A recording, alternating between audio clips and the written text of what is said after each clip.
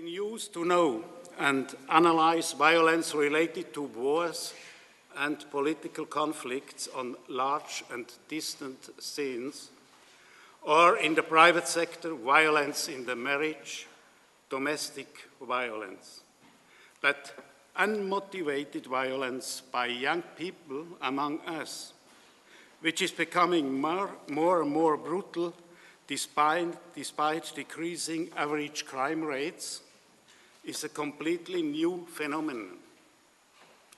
The unpredictableness of violence which breaks into everyday life shakes the public to the core.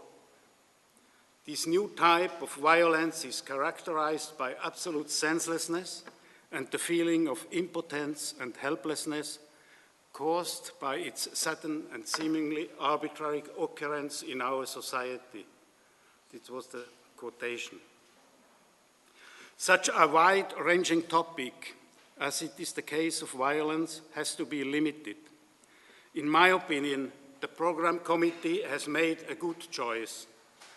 3 main issues shall be examined: discussion about the fundamentals, the issue of personal violence, like I mentioned before, and finally, structural violence, as it has played an important role in the discussion about peace research in the past decades.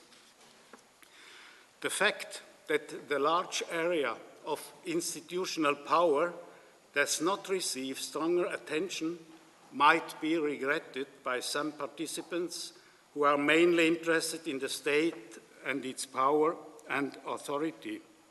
But this would not have been possible within the time frame given by the conference. The German philosopher and researcher Jean-Philippe Remzma investigates in his new publication, Vertrauen und Gewalt, Trust and Violence, published 2009, the question of why extreme violence takes place, especially in modern times, where violence is highly tabooed. He explicitly included the genocides of the 20th century. One of his initial hypotheses is as follows, quotation, "The start of modernity entails a transformation. This is the social binding agent. Confidence disappears. The relation between maintaining social confidence and straining it through the continued existence of extreme violence is one of the most interesting issues of modernity," writes Remzma. And I take it in German, this Zitat: "Der Zusammenhang von Aufrechterhaltung des sozialen Vertrauens mit seiner Strapazierung durch die Fortdauer extremer Gewalt ist eines der interessantesten Probleme der Moderne." This is the same citation. It's a fascinating approach, but it is definitely not the only one. The coming days shall be an opportunity to further explore and analyze the issue, but this shall only be the start of it. Therapy is always more difficult than analysis. We shall not hesitate to search for approaches to a solution, either in the smaller private or social environment or in a broader political dimension. Professor Nuesch wrote it in his introduction to the program. We might hopefully be able to contribute as individuals or as members of groups to find means and ways to attenuate certain negative effects of violence through a better insight which we will acquire thanks to the conference. This is what I ask you to do. It's my pleasure to express my thanks to the Program Committee under the direction of Professor Jakob Nuesch and to all the speakers. They make it possible for us to enjoy 3 interesting and inspiring days, which will hopefully be rich in discussion. At the previous conference, a journalist asked me the following question: What does the Engelberg Conference affect to the individual participant? I looked a moment around and answered him. The Engelberg high mountains provide the sun with strength. We will see it in an hour, I think. The Benedict Monastery increases the radiation of science. We feel it now. The Engelberg village makes you aware of the richness of a small society. And if you make your personal contribution in this beautiful, simple and rich world, you will be different when you go home compared to when you arrived. This shall also be true for this year's conference as well. I herewith open the Engelberg Conference 2009, and I am glad to pass the floor to Mr. Abbott. Thank you.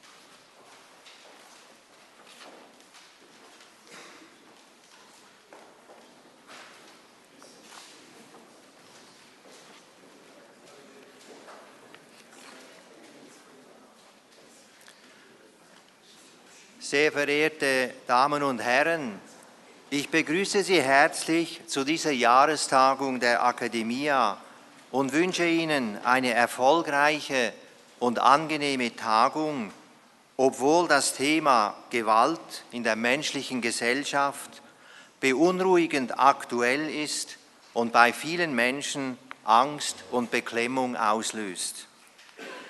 In der deutschen Sprache unterscheiden wir nicht klar zwischen der Gewalt als Violentia, der Gewalttätigkeit, und einer anderen Art von Gewalt, sodass der Begriff der Gewalt zunehmend belastet wird mit der negativen Bedeutung der verletzenden Gewalttätigkeit, die die Grenzen der legitimen und wohl auch unvermeidlichen Gewalt deutlich übersteigt. So entsteht im deutschen Sprachraum die Gefahr, dass die Gewalt insgesamt mit dem Odium des Negativen und Gefährlichen belegt wird, obwohl im Begriff der Gewalt auch die Potentia und Potestas enthalten sind, was Macht aus Können oder aus dem Anspruch des eigenen, des Besitzes bedeutet und Ansporn und Voraussetzung für eine großartige Leistung, eben eine gewaltige Leistung sein kann. Die Academia hat sich vorgenommen, die Vorgänge um Gewalt und Gewalttätigkeit durch das vertiefte Nachdenken und die Diskussion über die evolutionsbiologischen, gesellschaftlichen und psychischen Wurzeln der Gewalt besser zu verstehen, was Aufgabe der Wissenschaft ist. Ein weiteres wesentliches Element wird im Untertitel genannt, das Vertrauen. Die Wissenschaft erklärt die Vorgänge und Verhaltensweisen. Das Vertrauen bezeichnet die ethische, pädagogische Grundhaltung oder Ausrichtung, aus der heraus die Ausübung von Macht und Gewalt reglementiert, legitimiert und akzeptiert werden kann.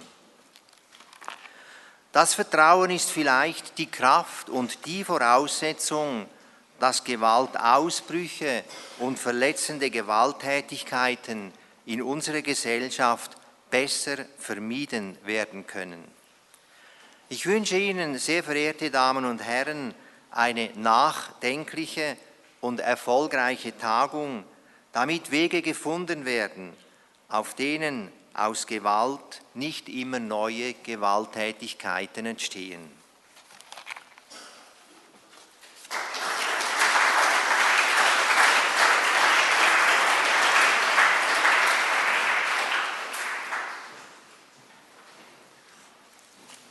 Herzlichen Dank, Herr Abt. Ich bin glücklich, dass Sie hingewiesen haben auf die Verschiedenheit des Wortes Gewalt. Bei der Übersetzung meines Textes ist nämlich der Fehler eingeschlichen, ich habe es dann korrigiert im Mündlichen, dass Staatsgewalt mit Violence of Power übersetzt worden ist. Und das kann nicht stimmen. I'm very happy to give the floor now to the Secretary of State, Mr. Mauro Dell'Ambrogio. Mr. Mauro Dell'Ambrogio, the holder of a doctorate in law from the University of Zurich, held a number of public offices in Canton Ticino from 79 to 99 after passing his bar exam. Judge, Chief of the Cantonal Police, Secretary General of Education and Culture, Project Manager for the creation of the new University of Lugano, and Secretary General of the same university. After 4 years heading up a group of private clinics, he was made Director of the University of Applied Sciences of Southern Switzerland in 2003. He has been Mayor of Giubiasco, a member of the Ticino Cantonal Parliament and Chairman of the Ticino Electricity Works. He took up the post of State Secretary for Education and Research as a successor of Mr. Kleiber in January 2008. It is therefore the first visit of Dr. Dell'Ambrogio in Engelberg, and we are very honored by your presence and your visit. You have the floor.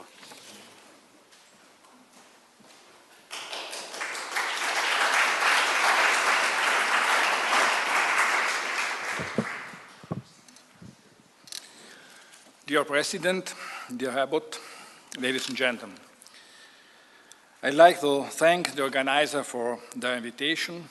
It's a special pleasure for me to share a few thoughts with you about violence in human society, as there are several reasons for me to be here. First of all, I'm glad to represent the Swiss Confederation, which supports Academia Engelberg, with which he had signed a performance agreement. The Swiss Confederation appreciates the activities of the Foundation in promoting dialogue between science and society, particularly through events like this annual conference.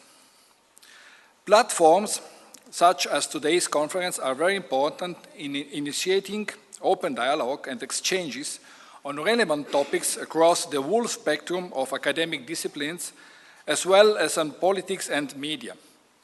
It's also a dialogue that spans age groups, so I'm very pleased to see that the younger generation is well represented here in Engelberg. I'm convinced that your contributions will be very inspiring and enriching. Another motivation to be here is the topic of the conference itself. In many of my former occupations, I was confronted in various ways with violence in human society. Of course, as someone with an education in law, what comes to my mind are the various expressions related to violence. In general, the terms for violence in different languages, as the previous speaker said, have a negative connotation and are negatively perceived by society.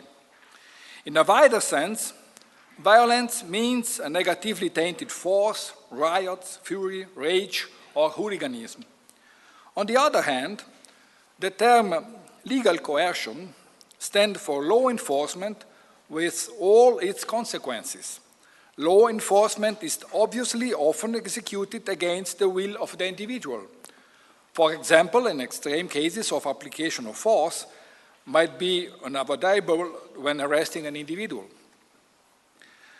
That leads me to the question, of whether there is an appreciation in society that certain forms of violence, or rather coercion or force, are required, and if so, that they are tolerated for the proper functioning of human society. The question is therefore whether coercion and force are required to maintain a healthy human society. In order to ensure this proper functioning, the state possesses the monopoly of the legitimated use of force, and in principle, most members of society don't question this. Nevertheless, an analysis of public debate on the use of force by the state implies that society struggles with the question of just how that legitimate force should be executed. In the past, the force applied by the state to ensure law enforcement was questioned to far lesser extent. Nowadays, one gets the impression that society seeks to completely eliminate violence from everyday life. In relationships between parents and children, or between teachers and students, any use of force is explicitly forbidden. However, in other cases, the question arises as to whether an act of violence should not be responded to by means of legitimate counterforce. Given recent reports about violence acts by young people in public, one would hope that bystanders would intervene, ideally before the situation escalated, but if necessary, also by counterattacking the violent teenagers. Unfortunately, too often, no one has the civil courage to respond to violent attacks. The problems in dealing with violence are mostly left to the police, to professionals who professionally limit the risk of violent outbursts, but that intervention often comes too late, as they are not able to be omnipresent. Many problems regarding violence in human society have been identified and studied by specialized research groups. The Swiss National Science Foundation has itself founded a number of recent research efforts on violence-related topics.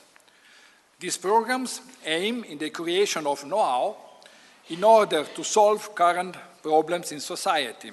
Between 1996 and 2002, the National Research Program entitled Violence in Day-to-Day Life and Organized Criminality included studies on violence in the private and public domain, violence in adolescence, racism, principles in research on violence, as well on the theoretical aspects and manifestation of organized criminality.